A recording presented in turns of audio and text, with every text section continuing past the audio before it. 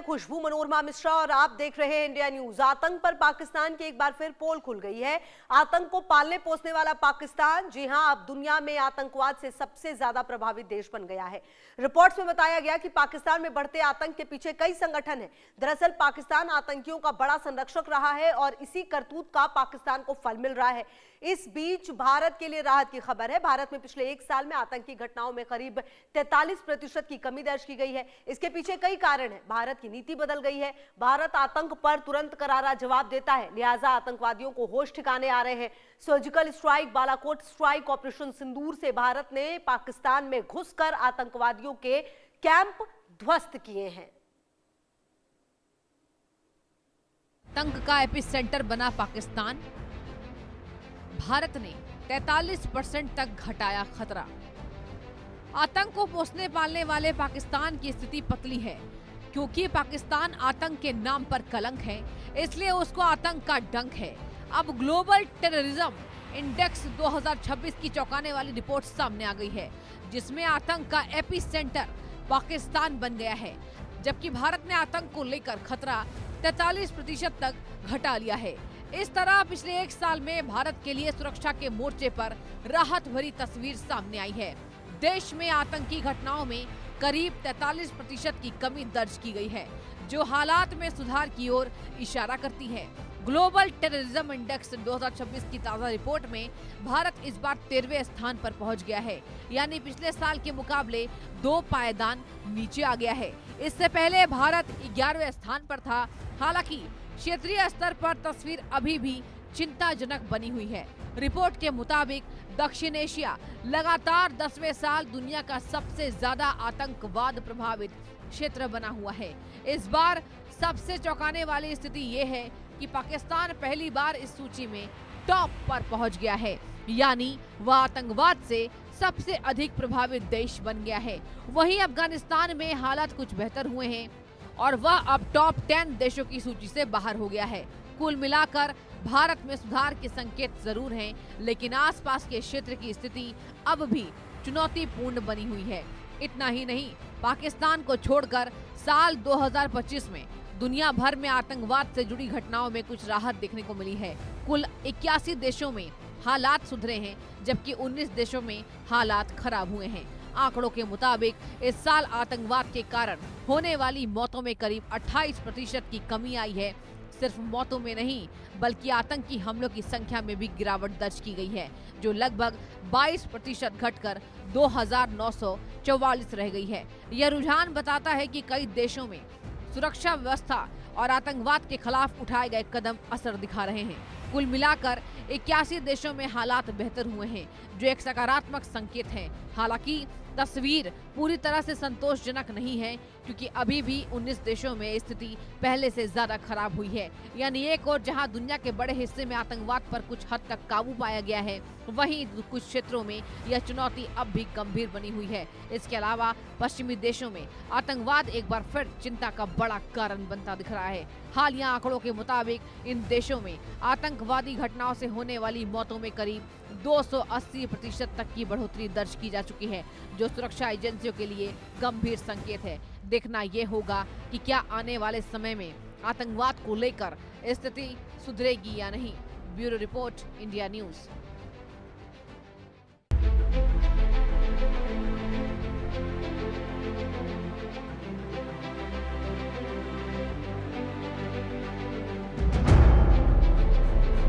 आतंकवाद को लेकर भारत सरकार जीरो टॉलरेंस की नीति अपनाती है, जिसका उद्देश्य किसी भी आतंकी गतिविधि को कतई बर्दाश्त नहीं करना है। फरवरी 2026 में गृह मंत्रालय ने अपनी पहली व्यापक राष्ट्रीय आतंकवाद विरोधी नीति और रणनीति प्रहार जारी की। यह सक्रिय, खुफिया आधारित और 7 प्रमुख स्तंभों पर टिकी नीति है, जो आतंकियों के सफाई के साथ साथ उनके तंत्र को नष्ट करने पर जोर देती है। भारत की आतंकवाद विरोधी नीति प्रहार को समझिए। इसमें सक्रिय और निर्णायक फैसला लिया जाता है। नीति में पहले हमला करने की रणनीति शामिल है, ताकि हमला होने से पहले ही उन्हें रोका जा सके। अब समझाते हैं भारत का आतंक के खात्मे का लक्ष्य है। नीति है कि आतंकवाद के आकाओं, फाइनेंसिंग और विचारधारा को जड़ से उखाड़ फेंकना। भारत वैश्विक मंचों पर आतंकवाद का विरोध करता है और पड़ोसी देशों द्वारा आतंकवाद को एक टूल के रूप में इस्तेमाल करने के खिलाफ सख्त है। जिस प्रहार की हमने चर्चा की है उसमें डार्क वेब, साइबर अटैक और आधुनिक तकनीक का उपयोग करने वाले आतंकी खतरों से निपटने की भी रूपरेखा है। इस नीति का उद्देश्य देश की सुरक्षा सुनिश्चित करने के लिए सभी केंद्रीय और राज्य एजेंसियों के बीच समन्वय स्थापित करना है। प्रहार नाम की इस डॉक्यूमेंटेड पॉलिसी में कहा गया है कि भारत सीमा पार में राज्य प्रायोजित आतंकवाद से प्रभावित है। इसमें जिहादी आतंकवादी संगठनों के साथ साथ उनके मुखौटा संगठन भी भारत में आतंकी हमलों की साजिश, समन्वय, सुविधा और उन्हें अंजाम देने में लगे हुए हैं।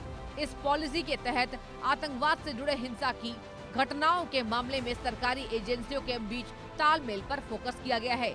भारत में जल, जमीन और वायु सहित सभी मोर्चों पर आतंक का रिस्क है। ऐसे में सरकार अपने लोगों को ढांचागत सुविधाओं को नुकसान से बचाने के लिए मजबूत सुरक्षा ढांचा चाहती है। आतंकवादी न सिर्फ देश के लोगों को बल्कि इकोनॉमी को भी गहरी चोट पहुंचाने की कोशिश कर सकते हैं। खासकर वे पावर, रेलवे, बंदरगाहों, अंतरिक्ष कार्यक्रम, परमाणु ऊर्जा, हवाई अड्डों और हवाई ढांचा को नुकसान पहुंचा सकते हैं। ऐसे में देश को आतंकी हमलों से बचाने के लिए सरकार ने एंटी टेरर पॉलिसी पेश कर दी है। वहीं फंडिंग और ऑपरेशनल गाइडेंस के लिए social media platform, instant messaging application, encryption to dark web और क्रिप्टो वॉलेट के इस्तेमाल की ओर इशारा किया गया है। इसमें एनोनिमस एक्टिविटी पर भी चिंता जताई गई है। गृह मंत्रालय की वेबसाइट पर अपलोड इन स्ट्रैटेजी के मुताबिक CBRNED chemical, biological, radiological, nuclear, explosive, digital material तक पहुंचने और उसका इस्तेमाल करने की टेररिस्ट कोशिशों को रोकना काउंटर टेररिज्म एजेंसियों के लिए एक चुनौती बना हुआ है। सरकारी और नॉन स्टेट एक्टर्स द्वारा जानलेवा मकसदों के लिए ड्रोन और रोबोटिक्स का गलत इस्तेमाल करने का खतरा भी चिंता का विषय बना हुआ है। पॉलिसी डॉक्यूमेंट में कहा गया है कि इंटेलिजेंस ब्यूरो में joint task force on intelligence के साथ मल्टी एजेंसी सेंटर का संचालन, देश भर में सिटी से जुड़े इनपुट्स को अच्छे से और रियल टाइम में शेयर करने और बाद में रुकावट से बचाने के लिए नोडल प्लेटफॉर्म बना रहेगा। गृह मंत्रालय के अनुसार आतंकी ग्रुप भारतीय युवाओं को भर्ती करने की कोशिश जारी रखे हुए है। पहचान होने पर ऐसे लोगों पर पुलिस की ग्रेडेड कार्रवाई होती है। इसमें सामाजिक और धार्मिक नेताओं की भूमिका की बात भी कही गई है। कहा गया है कि मॉडरेट प्रचारक और NGO रेडिकलाइजेशन और चरमपंथी हिंसा के नतीजों के बारे में जागरूकता फैलाने के लिए लगे हुए हैं।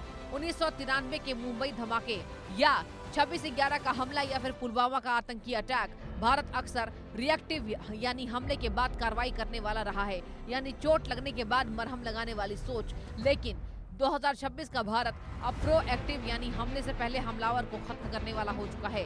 हाल ही में जम्मू कश्मीर के किश्तवाड़ में सुरक्षा बलों ने हिजबुल्लाह के खूंखार कमांडर सैफुल्लाह को ढेर किया।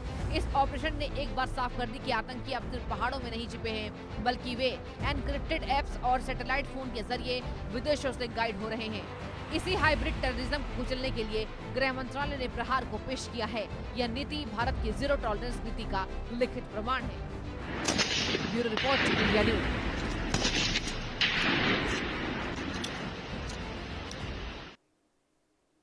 देखिए, भारत में आतंक को लेकर कभी भी जिस तरीके से कमी आई है उसकी क्या वजह है और प्रहार का इसमें क्या योगदान है, इसे भी समझिए।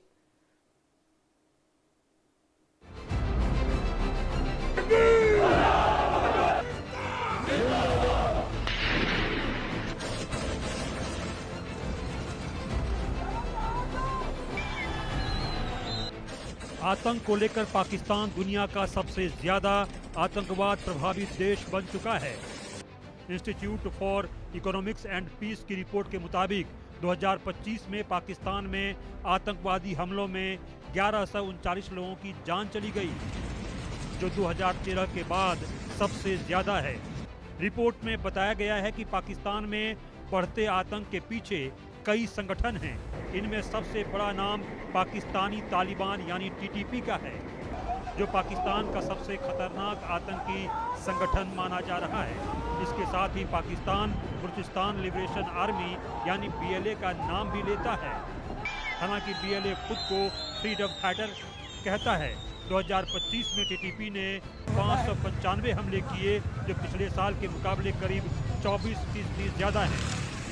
इन हमलों का सबसे ज्यादा असर खैबर पख्तूनख्वा में हुआ, दरअसल आतंकवाद पाकिस्तान के सिस्टम में ही शामिल है।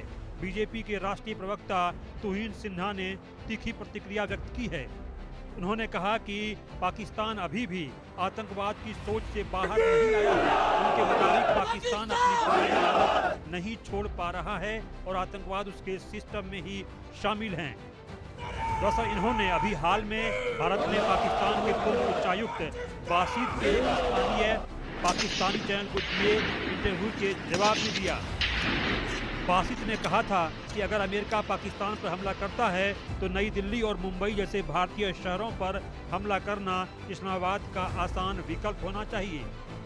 इसी के जवाब में तुहीन सिन्हा ने पाकिस्तान को आतंकवादी देश बताते हुए कहा कि पहले भी पाकिस्तान के नेताओं और सेना की तरफ से भारत को धमकियां दी जाती रही हैं।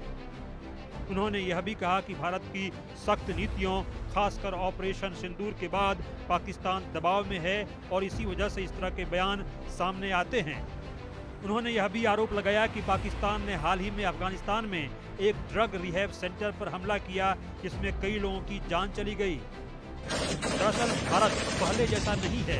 अब भारत हर चुनौती का कड़ा जवाब देता है। इसीलिए भारत ने सर्जिकल स्ट्राइक किया और बाद में ऑपरेशन सिंदूर भी किया।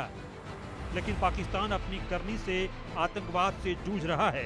उसके हर सूबे किसी न किसी कारण से अशांत हैं और बलूचिस्तान और खैबर पख्तूनख्वा में तो हर दिन पाकिस्तानी सैनिकों पर हमला किया जाता है। हालिया ग्लोबल टेररिज्म इंडेक्स 2026 की रिपोर्ट में जहां पाकिस्तान सबसे आतंकवाद से प्रभावित वाला देश है, तो वहीं पश्चिमी देशों में आतंकवाद से होने वाली मौतों में लगभग 280% की बढ़ोतरी हुई है। साथ ही यूरोपियन यूनियन की रिपोर्ट के मुताबिक 2024 में 14 यूरोपीय यूनियन देशों में कुल 58 आतंकी हमले दर्ज हुए। इनमें फ्रांस में 14 हमले और जर्मनी में 6 हमले प्रमुख रहे। इसके अलावा 20 EU देशों में आतंकवाद से जुड़े मामलों में 449 लोगों की गिरफ्तारी हुई। ब्रिटेन में सबसे ज्यादा 3000 लोगों की गिरफ्तारियां हुई। Bureau report, India news.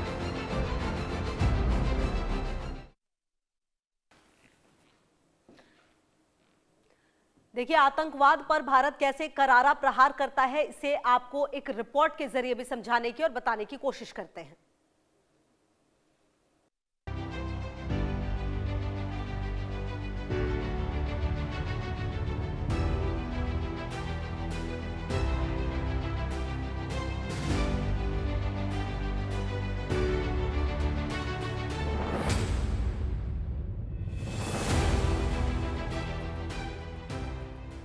दो 2016 में उरी में आतंकी हमला, भारत ने किया सर्जिकल स्ट्राइक।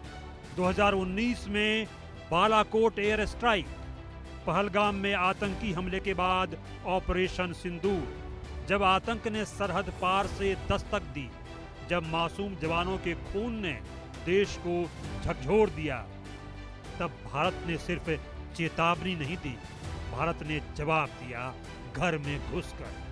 ये कहानी है उस ऑपरेशन की जिसने दुनिया को दिखाया भारत अब सहने वाला देश नहीं है बल्कि जवाब देने वाला देश है। सितंबर 2016 उरी में सेना के कैंप पर हमला हुआ था। चारों तरफ आग, गोलियों की बौछार और 18 जवान शहीद हो गए थे। हमले के पीछे था जैश ए मोहम्मद आतंकी संगठन। पूरा देश गुस्से में था और मांग थी अब की बार जवाब चाहिए। तब भारत ने सर्जिकल स्ट्राइक को अंजाम दिया, यानी दुश्मन के इलाके में घुसकर टारगेटेड, सटीक और सीमित हमला। कोई बड़ी जंग नहीं, लेकिन आतंक के ठिकानों पर सटीक वार। कम समय में ऑपरेशन खत्म। इंडियन आर्मी ने खुफिया एजेंसियों के साथ मिलकर आतंकी लॉन्च पैड्स की पहचान की। रात का समय चुना गया। सेना के कमांडो ने सर्जिकल स्ट्राइक में पाकिस्तान को ऐसा सबक सिखाया जिससे पाकिस्तान को अपनी औकात का पता चल गया। उसे आतंकी हमले की कीमत चुकानी पड़ी। कुछ ही देर में कई आतंकी ढेर हो चुके थे और कुछ ही देर में ऑपरेशन भी पूरा हो चुका था। यह सिर्फ एक ऑपरेशन नहीं था, ये एक संदेश था, आतंकवाद को बर्दाश्त नहीं किया जाएगा। दुश्मन को जवाब मिलेगा और सीधे जवाब मिलेगा। इस ऑपरेशन के बाद भारत की नीति और ज्यादा साफ हो गई। यानी आतंक का जवाब उसी भाषा में दिया जाएगा। 2019 में बालाकोट एयर स्ट्राइक 2019 में बालाकोट एयर स्ट्राइक भी इसी नीति का हिस्सा बनी। इस ऑपरेशन में शामिल जवानों का ना नाम सामने आया, ना चेहरा, लेकिन इनका साहस देश के इतिहास में दर्ज हो गया। दुश्मनों पर आसमान से वार किया गया। दरअसल 14 फरवरी 2019 को पुलवामा में सीआरपीएफ काफिले पर आत्मघाती हमला किया गया था। 40 से ज्यादा जवान शहीद हो गए थे। जैसे मोहम्मद ने हमले की जिम्मेदारी ली थी। देश में गुस्सा था और सवाल सिर्फ एक ही था, अब जवाब कब? हमले के बाद भारत ने कूटनीतिक और सैन्य दोनों मोर्चों पर तैयारी शुरू की। अंतर्राष्ट्रीय स्तर पर दबाव बनाया गया। आतंकियों के ठिकानों की पहचान शुरू हो गई। इस बार फैसला बड़ा था, जवाब सिर्फ सीमा तक सीमित नहीं रहेगा। टारगेट चुना गया पाकिस्तान का बालाकोट। यहाँ मौजूद था एक बड़ा आतंकी ट्रेनिंग कैंप। ऑपरेशन को अंजाम देने की जिम्मेदारी मिली वायुसेना को। 26 फरवरी 2019 तड़के सुबह भारतीय वायुसेना के लड़ाकू विमान मिराज 2000 ने आसमान में उड़ान भरा। एलओसी पर पाकिस्तान के भीतर गहराई तक प्रवेश किया। सटीक लक्ष्य पर हमला किया गया और फिर बम गिरे। आतंकी कैंप तबाह हो गए। बड़ी संख्या में आतंकियों को नुकसान पहुंचा। बालाकोट एक नाम जो अब सिर्फ एक जगह नहीं, यह बन गया भारत की नई सोच का प्रतीक। जहां आतंक होगा वहां जवाब मिलेगा और करारा जवाब मिलेगा। चाहे सीमा के इस पार या उस पार या फिर आसमान से, जवाब मिलकर रहेगा। पहलगाम आतंकी हमले के बाद ऑपरेशन सिंदूर, जब सरहद पार से फिर साजिशें रची गई, जब आतंक के अड्डों से भारत के खिलाफ जहर उगला गया, तब भारत ने सिर्फ चेतावनी नहीं दी, भारत ने जवाब दिया। और ऐसा जवाब जो सीधा दुश्मन के कलेजे में घुसा। यह कहानी है ऑपरेशन सिंदूर की, जहां निशाना था आतंक और वार था सटीक। ऑपरेशन सिंदूर यानी एक गुप्त सैन्य अभियान, आतंक को पनपने से पहले ही खत्म करने की कोशिश। सेना और अन्य सुरक्षा एजेंसियों ने मिलकर टारगेट्स की पहचान की। हाईटेक सर्विलांस, ड्रोन और सैटेलाइट इमेज, ग्राउंड इंटेलिजेंस, हर मूवमेंट पर नजर रखी गई और फिर तय हुआ वार कब और कहां होगा। भारत ने एक के बाद एक कई आतंकी ठिकानों को नेस्तनाबूद कर दिया और पाकिस्तान को कानो कान खबर तक नहीं होगी। सारे लॉन्च पैड्स तबाह हो गए, हथियारों के जखीरे नष्ट हो गए। यह हमला तेज था, सटीक था और पूरी तरह प्लान्ड था। लिहाजा सैकड़ों आतंकी ढेर हो गए। आतंकी कैंप मलबे में तब्दील हो गए। ऑपरेशन सिंदूर सिर्फ एक सैन्य कार्रवाई नहीं थी, यह संदेश है कि भारत अपनी सुरक्षा के लिए किसी भी हद तक जा सकता है। जहां आतंक होगा वहां भारत का करारा जवाब भी होगा। ऑपरेशन सिंदूर में भारत ने आतंकियों पर इस बार सबसे बड़ा हमला किया था। पाकिस्तान में घुसकर आतंकियों को ढेर किया था। आतंक पर भारत के करारा प्रहार के कारण ही देश में आतंक में कमी आ रही है, क्योंकि सरकार की नीति सख्त है, जीरो टॉलरेंस है। आतंकी किसी हाल में बच नहीं सकते। ऑपरेशन सिंदूर जारी है और आतंकियों की खैर नहीं है। किसी भी आतंकी गतिविधि की, किसी भी आतंकी कोशिश की, उनको बहुत बुरा परिणाम झेलने को मिलेगा। ये रिपोर्ट इंडिया न्यूज। तो देखिए, पूरी रिपोर्ट आपने देखी। अब आपको जो आतंक के 7 स्तंभ हैं, आखिरकार ये क्या हैं, वो आपको बताने की हम कोशिश करते हैं।